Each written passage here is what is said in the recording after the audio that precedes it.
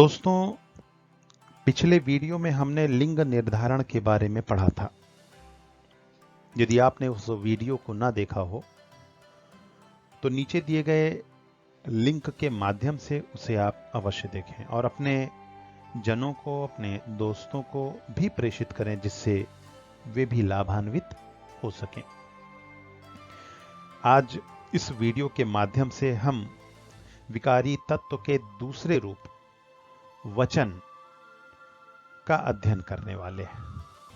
तो चलिए देखते हैं और समझते हैं विकारी तत्व वचन और उसके भेदों के बारे में। दोस्तों, सबसे पहले हम वचन शब्द के अर्थ, उसकी परिभाषा और उसके भेद को इस स्लाइड के माध्यम से समझने का प्रयास करते हैं कि वचन शब्द का अर्थ क्या होता है। शाब्दिक अर्थ की अगर बात की जाए तो वचन शब्द का मतलब बोली, बोलना कुछ भी, और एक अर्थ होता है वादा। वादा दरअसल उर्दू शब्द है, इंग्लिश में जिसे प्रॉमिस आप कहते हैं, और इस शब्द को आप इस प्रकार भी समझ सकते हैं कि रघुकुल रीत सदा चली आई, प्राण जाए पर वचन न जाई। तो वचन यानी वादा, प्रॉमिस। तो शाब्दिक अर्थ में हम वचन को बोली और वादा के तौर पर ले सकते हैं, लेकिन व्याकरणिक रूप में वचन का अर्थ नंबर के आधार पर होता है, संख्या के आधार पर होता है। उसकी गणना की जा सकती है, एक है या उससे अधिक है। तो यह हो गया उसका शाब्दिक और व्याकरणिक अर्थ। अब हम वचन के परिभाषा को समझते हैं। दोस्तों, संज्ञा एवं अन्य विकारी शब्दों, विकारी शब्द हम पढ़ चुके हैं पिछले वीडियोस में। विकारी, विकार लाने वाले, परिवर्तन लाने वाले, बदलाव लाने वाले, चाहे संज्ञा हो, सर्वनाम हो, विशेषण हो या क्रिया, ये सारे के सारे जो शब्द हैं ये विकारी शब्द के नाम से जाने जाते हैं। तो संज्ञा एवं अन्य विकारी शब्दों के जिस रूप से व्यक्ति, प्राणी, वस्तु या पदार्थ की संख्या का बोध होता हो, संख्या के बारे में, नंबर के बारे में पता चले कितना, तो उसे वचन कहते हैं। तो ये इसकी परिभाषा रही। अब हम वचन के भेद के बारे में देखते हैं। वैसे दोस्तों, अलग अलग भाषाओं में वचन कहीं पर 3 है, कहीं पर 2 है। उदाहरण के तौर पर आप संस्कृत भाषा का ले सकते हैं कि वहां पर वचन 3 प्रकार के होते हैं। एक के लिए एक वचन, 2 के लिए द्विवचन, 2 से अधिक जब रहता है तो वहां पर बहुवचन। परंतु हिंदी व्याकरण में सिर्फ 2 ही वचन है। एक की संख्या का बोध जहां होता हो वहां पर एक वचन, और जहां पर एक से अधिक, चाहे 2 हो या उससे अधिक हो, वो बहुवचन कहलाता है। तो हम एक एक करके इन दोनों रूपों के बारे में समझने का प्रयास करते हैं। एक वचन, एक संख्या, शाब्दिक अर्थ कर लिया जाए, एक वचन यानी एक संख्या। देखिए परिभाषा देखते हैं। संज्ञा एवं अन्य विकारी शब्द, वही सर्वनाम, क्रिया, विशेषण। संज्ञा एवं अन्य विकारी शब्दों के जिस रूप से एक ही व्यक्ति, एक ही प्राणी, एक ही वस्तु या पदार्थ का बोध होता हो, पता चलता हो, उसे एक वचन कहते हैं। जैसे मैं, एक अकेले इंसान के लिए उत्तम पुरुष, अगर आप याद करें वहां पर सर्वनाम में। वह अन्य पुरुष, एक अकेला, पढ़ता, क्रिया के आधार पर यह पता चल रहा है कि कोई एक व्यक्ति पढ़ रहा है। आदमी, जातिवाचक संज्ञा, एक ही आदमी, पैसा गिनती के आधार पर, गणना के आधार पर एक की प्रतीति करा रहा है, पदार्थ भी एक ही की प्रतीति करा रहा है, रंग भी एक ही की प्रतीति करा रहा है शब्द जो कि सहायक क्रिया के तौर पर प्रयुक्त होता है, यह भी आपका एक वचन के अंतर्गत आता है। तो इस प्रकार के शब्द जो हैं, जो एक ही संज्ञा मतलब एक ही नंबर, एक ही संख्या का बोध कराते हो, उन्हें हम एक वचन के अंतर्गत रखते हैं। बहुवचन क्या है वो भी हम देख लेते हैं। बहुवचन बहुत सारी संख्याएं, बहुत सारी गिनती, यानी एक से अधिक संज्ञा एवं अन्य विकारी शब्दों, बदलने वाले रूपों। तो अन्य विकारी शब्दों के जिस रूप से एक से अधिक व्यक्तियों, एक से अधिक प्राणियों, एक से अधिक वस्तुओं या पदार्थों का बोध होता हो, पता चलता हो, उनको ही बहुवचन कहा जाता है। जैसे हम एक वचन में मैं की जगह कई लोग हो तो हो गया हम, वह एक, वे कई लोग। खाते क्रिया के आधार पर एक का नहीं कई लोगों की प्रतीति करा रहा है, पढ़ते क्रिया के आधार पर कई लोगों की प्रतीति करा रहा है, आदमियों से यह पता चल रहा है एक आदमी नहीं बल्कि एक से अधिक आदमी है। पैसे शब्द से यही प्रतीत हो रहा है कि एक पैसा नहीं कई पैसे। पदार्थ से एक का बोध होता है, लेकिन जब पदार्थों शब्द आ गया तो बहुवचन। रंग से एक का बोध होता है तो रंगों से यह पता चल रहा है कि कई रंग। सहायक क्रिया है कि रहे तो एक वचन, लेकिन जब हैं अनुस्वार बिंदी लग जाए तब वो आपका बहुवचन रूप बन जाता है। तो इस प्रकार के जब शब्द आए जो एक से अधिक का बोध कराते हो, तो छात्रों वहां पर बहुवचन होता है। अब हम अगली स्लाइड के माध्यम से वचन को और भली भांति समझने का प्रयास करते हैं। विकारी शब्दों पर वचन का प्रभाव। अभी मैंने थोड़ी देर पहले आपको बताया कि विकारी शब्द क्या होते हैं। जिन शब्दों में परिवर्तन आता हो और सार्थकता बनी रहे, वो चाहे संज्ञा हो, सर्वनाम हो, विशेषण हो, क्रिया हो, ये सारे के सारे शब्द जो हैं ये विकारी शब्द कहलाते हैं और इन पर वचन का प्रभाव स्पष्टतया दिखलाई पड़ता है और आप इस सारणी के माध्यम से उसे देख सकते हैं, समझ सकते हैं। वचन, एक वचन, बहुवचन। विकारी शब्द में संज्ञा शब्द हैं, सर्वनाम शब्द हैं, विशेषण शब्द हैं और क्रिया शब्द हैं। अब इन विकारी शब्दों में एक वचन के आधार पर देखिए, बच्चा शब्द, ये एक संख्या का बोध करा रहा है। वहीं पर यही संज्ञा का एक वचन रूप जब बहुवचन में बदलता है तो बच्चा का बच्चे हो जाता है। यह पता चलता है कि एक बच्चा नहीं कई बच्चे। तो यह तो संज्ञा के आधार पर है।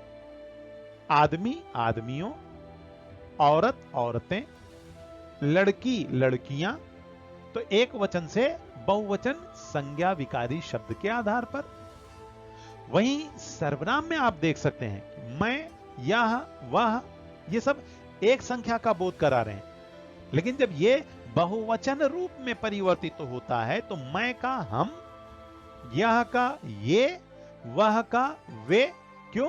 क्योंकि यहां पर एक व्यक्ति का पता चल रहा है, मैं से, यह से, वह से। लेकिन मैं की जगह कई लोग हों तो हम, यह की जगह जब कई लोग हों तो ये, वह की जगह जब कई लोग हों तो वे। ये हो गया सर्वनाम विकारी शब्द के आधार पर वचन का प्रभाव और उसका बदला हुआ रूप। विशेषण में भी देख लेते हैं।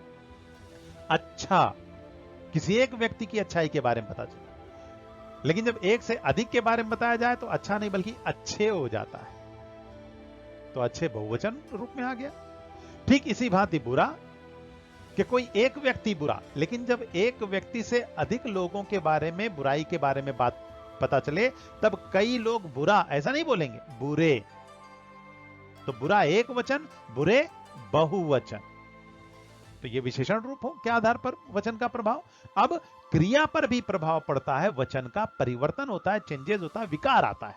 वो भी आप देख सकते हैं। हंसता है, इससे पता चल रहा है कोई एक व्यक्ति, लेकिन जब बहुत सारे लोग हंसेंगे तो क्या हो जाएगा? हंसता है का हंसते हैं। देखिए हैं पर अनुस्वार बिंदी आ गई।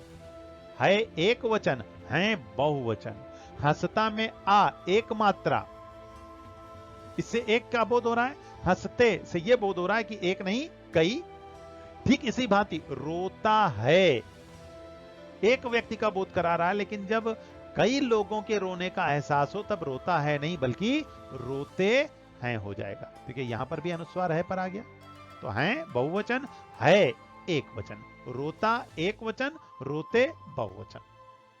अब इन्हीं को हम वाक्य प्रयोग के आधार पर एक एक करके देखते हैं। बच्चा खेलता है, संज्ञा के आधार पर है। बच्चा एक वचन, जब बच्चा का बहुवचन होगा तो बच्चे खेलते हैं। बच्चा एक वचन, बच्चे खेलते, संज्ञा के आधार पर हो गया। हम सर्वनाम के आधार पर देखते हैं। मैं उत्तम पुरुष एक वचन, मैं खेलता हूं। उत्तम पुरुष में जब मैं का कई लोग होंगे तब वहां पर मैं नहीं होगा कि मैं खेलते हैं, बल्कि मैं की जगह बहुवचन हम खेलते हैं। ये सर्वनाम के आधार पर होगी। इसी आधार पर एक और वाक्य आप देख सकते हैं। मैं अच्छा हूं, ये किस आधार पर? विशेषण के आधार पर। अच्छा क्वालिटी बताई जा रही ना, विशेषता। मैं एक वचन कि मैं अकेला अच्छा हूं, लेकिन जब अकेले की बात ना हो बल्कि एक से अधिक की बात हो तो वहां पर हम शब्द आएगा और उसी आधार पर उसकी विशेषता भी बदलेगी और अच्छा की जगह अच्छे हो जाएगा। तो विशेषण में भी यहां पर विकारी रूप देख सकते हैं आप। एक वचन अच्छा, बहुवचन अच्छे। अब आप अगले उदाहरण, क्रिया क्या नाम है, विशेषता जो बुराई है वो दूसरा रूप आप देख सकते हैं। मैं बुरा हूं, एक अकेले इंसान की विशेषता पता चल रही है, बुरा, एक कोई एक इंसान, मैं बुरा हूं। लेकिन जब कई बुरे लोगों के का वर्णन हो तो वहां पर बुरा नहीं आएगा कि हम बुरा है, बल्कि हो जाएगा हम बुरे हैं। तो ये हो गया आपका विशेषण, एक वचन बुरा, बहुवचन बुरे। अब हम आगे देखते हैं। मैं हंसता हूं, फिर हंसता एक वचन, हंसते बहुवचन। यह क्रिया के आधार पर है। हंसना क्रिया है, तो हंसता एक वचन का बोध करा रहा है, हंसते कई लोगों का बोध करा रहा है। एक और उदाहरण देख लीजिए इसी में के। मैं रोता हूं, रोना यहां पर एक इंसान के बारे में पता दे रहा है, लेकिन जब रोते शब्द का प्रयोग होगा तो यह पता चल रहा है कि यहां पर इस क्रिया में एक व्यक्ति के रोने के नहीं, कई लोगों के रोने के बारे में बात हो रहा है। तो इस आधार पर एक वचन और बहुवचन पर विकारी शब्दों का प्रभाव दिखलाई पड़ता है। दोस्तों अब हम वचन की पहचान कैसे करें? एक बहुत ही खास, बहुत ही विशेष और बहुत ही अहम चीज यह है कि नंबर के आधार पर तो पता चल जाता है कि एक है तो एक वचन, एक से ज्यादा है तो बहुवचन। लेकिन कुछ ऐसे शब्द होते हैं जिन्हें हम नंबर के आधार पर नहीं बल्कि वाक्य प्रयोग करने के आधार पर ही समझ सकते हैं। तो अब मैं यहां पर आपको एक ऐसे ट्रिक, एक ऐसी पद्धति के बारे में समझाना चाहता हूं जिसे अपनाकर आप बड़ी आसानी के साथ, बहुत सहजता के साथ शब्दों के वचन की पहचान कर पाएंगे। लेकिन यह कब होगा? जब उस शब्द को, जिसे आपको पहचानना है कि एक वचन है कि बहुवचन, उस शब्द को आपको खुद वाक्य प्रयोग करना होगा। तो वो पद्धति क्या है? दिए गए शब्द को वाक्य में प्रयोग करना।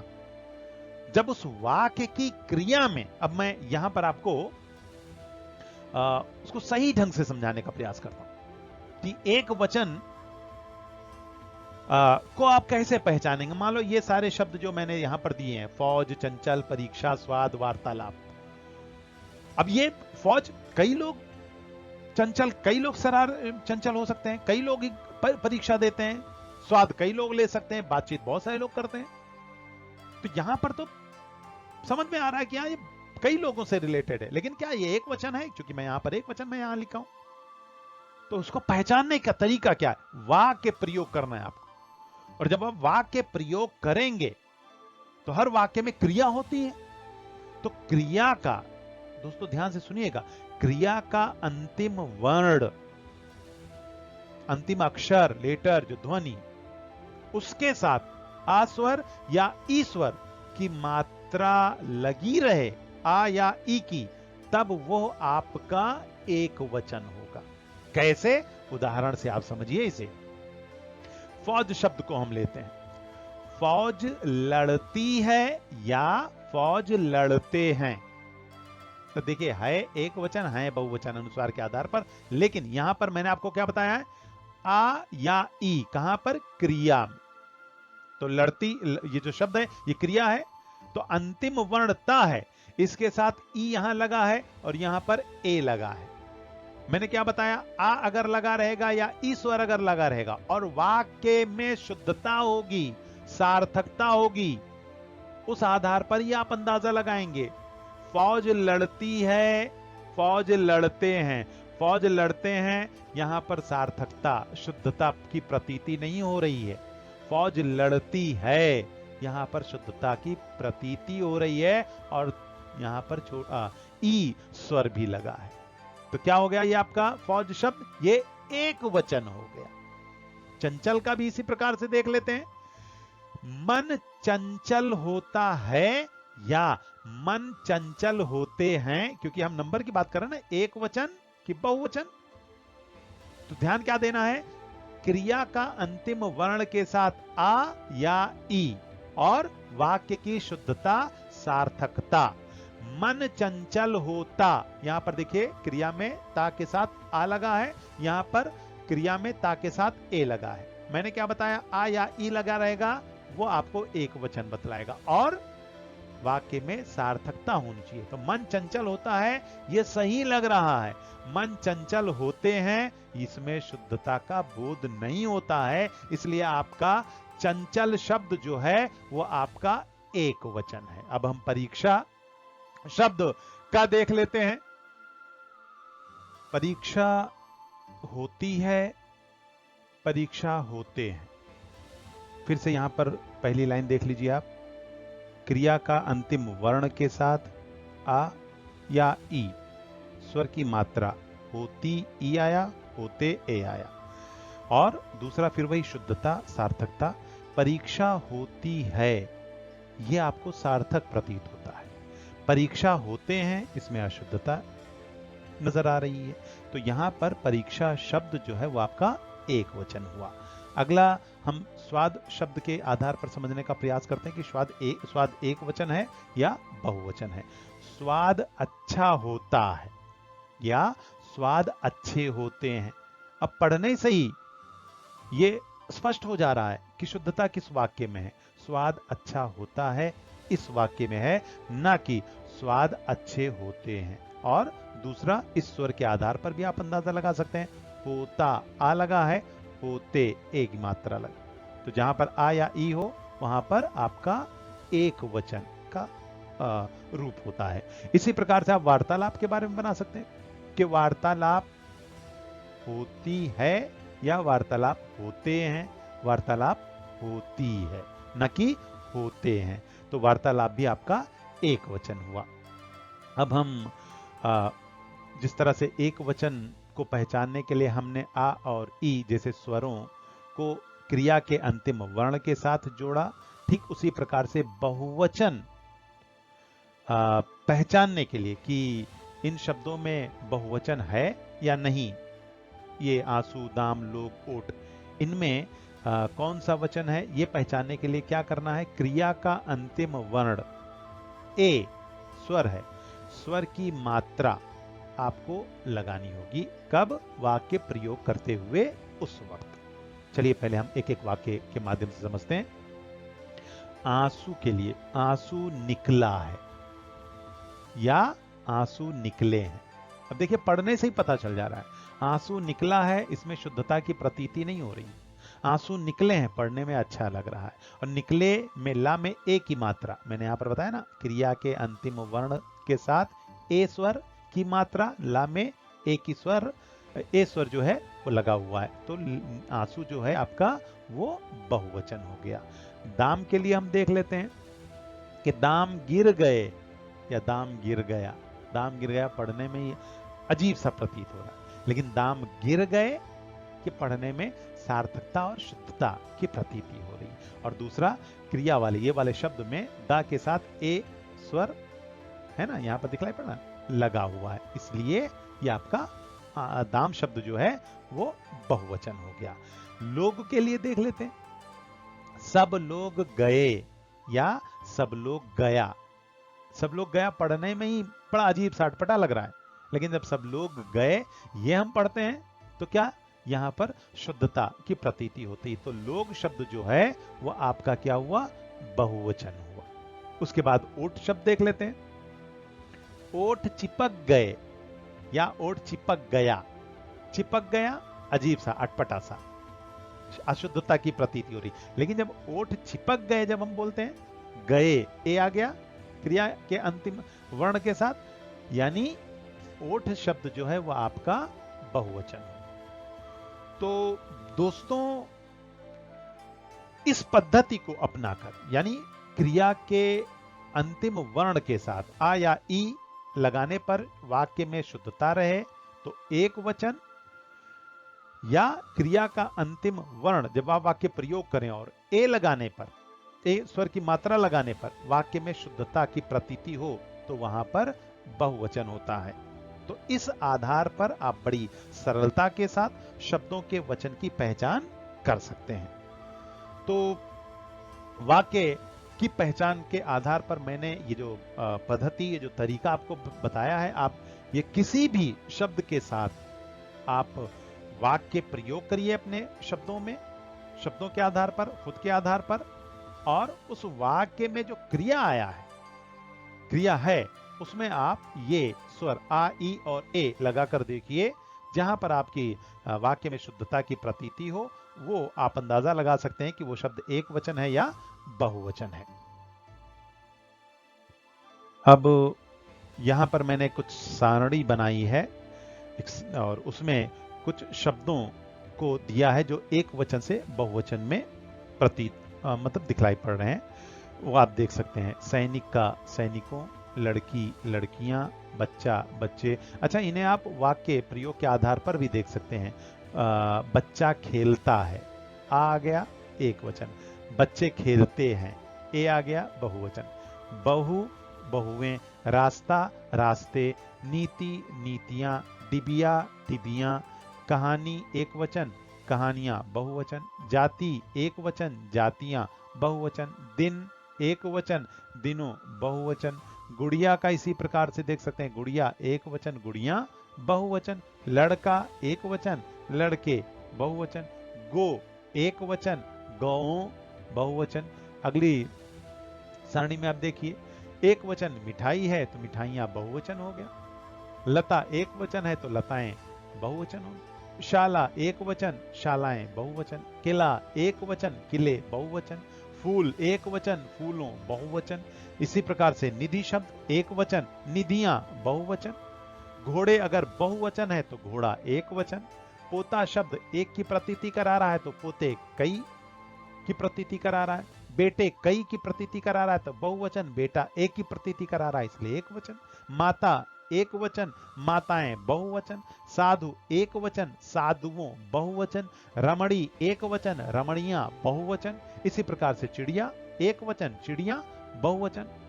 तो स्टूडेंट्स, यहां पर आपको मैं फिर से दोहरा देना चाह रहा हूं कि आप शब्द जो भी दिया जाए कि एक वचन है बहुवचन है, सीधा सीधा उस शब्द का प्रयोग करिए और इस बात का ध्यान रखिए कि वाक्य प्रयोग करते हुए क्रिया का जो अंतिम अक्षर है उसमें आ स्वर, ई स्वर या ए स्वर, ये कौन सा आ रहा है और वाक्य पढ़ने में शुद्धता कहां पर प्रतीत हो रही है। आप अपने आप अंदाजा लगा सकते हैं कि वहां पर एक वचन है उस शब्द में या वो शब्द बहुवचन की प्रतीति करा रहा है। तो दोस्तों, फिलहाल यहां पर वचन के बारे में जो मैंने संक्षिप्त जानकारी दी, इस उम्मीद के साथ मैं आपसे विदा लेना चाह रहा हूं कि समझाने का जो मेरा प्रयास रहा मैं उसमें सफल जरूर हुआ हूंगा। अगले वीडियो में मैं फिर से एक अलग जो आपका रूप है कारक, इसके बारे में मैं आपको एक वीडियो लेकर आऊंगा। तब तक के लिए आप लोगों से विदा, अलविदा।